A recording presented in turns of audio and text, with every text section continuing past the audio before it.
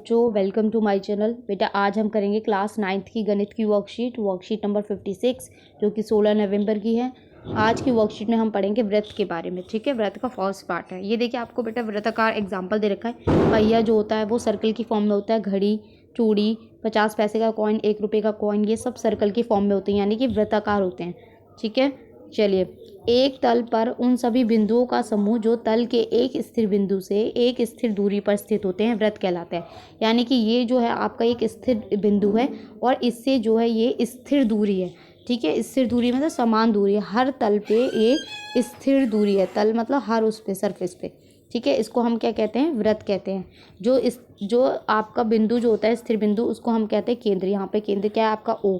और जो स्थिर दूरी होती है यहाँ से लेके यहाँ तक की जो दूरी होती है वो क्या कहलाती है? आपकी त्रिज्या। तो ओपी क्या हो जाएगी? आपकी त्रिज्या हो जाएगी। इसके बाद देखिए जीवा के बारे में पढ़ लेते हैं। यदि वृत्त पर दो बिंदु ले लिए पी और क्यू, और रेखाखंड पी क्यू जो है ये आपकी जीवा कहलाएगी।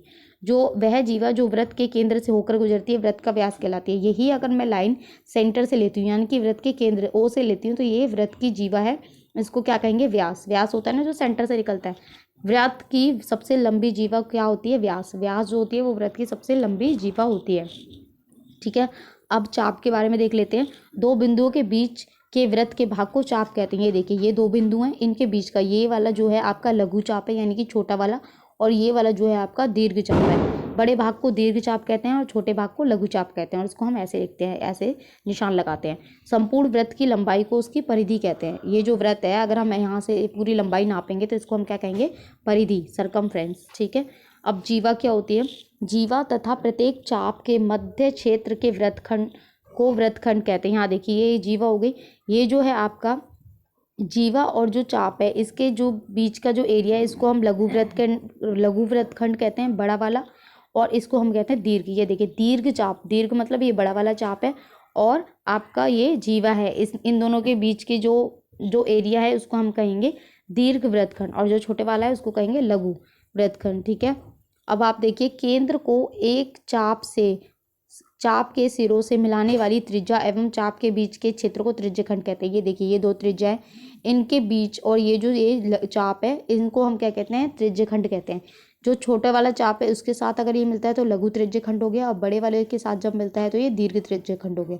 दीर्घ चाप पर बने त्रिज्यखंड को दीर्घ त्रिज्यखंड कहते हैं, और लघु चाप पर बने त्रिज्यखंड को लघु। लघु मतलब छोटा, दीर्घ मतलब बड़ा। चलिए क्वेश्चन देखते हैं। 4 सेंटीमीटर त्रिज्या का एक वृत्त खींचिए। आप क्या करेंगे? स्केल से प्रकार को 4 सेंटीमीटर खोलेंगे और एक सेंटर केंद्र मान के इसको 4 सेंटीमीटर का एक वृत्त खींचेंगे। ठीक है, तो ये आपका हो जाएगा 4 सेंटीमीटर। इसको आप ओ लिख देंगे और इसको आप ए लिख देंगे। इन्होंने कहा है कि उस पर एक त्रिज्या बनानी है, तो त्रिज्या हमारी क्या हो जाएगी? ओ ए। ठीक है, त्रिज्या हो गई हमारी ओ ए। व्यास बनाना है। अगर मैं इसको यहाँ तक ऐसे खींच देती हूँ तो ये आपका बी पॉइंट ले लेती हूँ। ए भी आपका क्या हो जाएगा? व्यास। तो ए भी आपका क्या हो जाएगा? व्यास। और एक जीवा, जीवा आप कहीं पे भी यहाँ लिख दीजिए, यहाँ लिख दीजिए सी डी, तो ये आपकी क्या हो जाएगी? जीवा। तो सी डी आपका जीवा हो जाएगा। ठीक है, आप इसको बना लीजिएगा और इनको नाम देना है तो नाम हमने दे दिया। त्रिज्या का नाम ओ ए, व्यास का नाम ए बी और जीवा का नाम सी डी। ठीक है, सेकंड देखिए 5 सेंटीमीटर त्रिज्या का एक वृत्त खींचिए।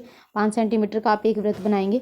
ठीक है, उस पर कोई बिंदु ए और बी लीजिए और उस पर दीर्घ वृत्तखंड और लघु वृत्तखंड को दर्शाइए। आप बिल्कुल ये वाला जो पिक्चर है इसको बना लीजिएगा। सेकंड में यहाँ पे जो पी क्यू है इसकी जगह हम ए बी ले लेंगे। ठीक है, आपने ए बी ले लिया, ये आपका लघु वृत्तखंड हो गया, ये आपका दीर्घ वृत्तखंड हो गया, सेकंड का हो गया। लेकिन जो आपको वृत्त बनाना है वो 5 सेंटीमीटर का बनाना है, वो आप बना लेंगे। क्वेश्चन थर्ड में देखिए 6 सेंटीमीटर त्रिज्या का एक वृत्त लेना है, यानी कि 6 सेंटीमीटर प्रकार को खोलिएगा। 6 सेंटीमीटर का एक वृत्त बनाएंगे। इसके बाद क्या करना है? वृत्त पर कोई दो बिंदु एम और एन लेने और उस पर लघु त्रिज्यखंड और दीर्घ त्रिज्यखंड को दर्शाइए।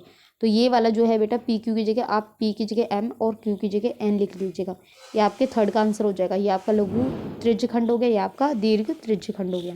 ठीक है, वृत्त आपको इन्हीं 4 सेंटीमीटर, 5 सेंटीमीटर, 6 सेंटीमीटर के हिसाब से बनाना है। तो यहाँ आपकी वर्कशीट कंप्लीट हो गई है।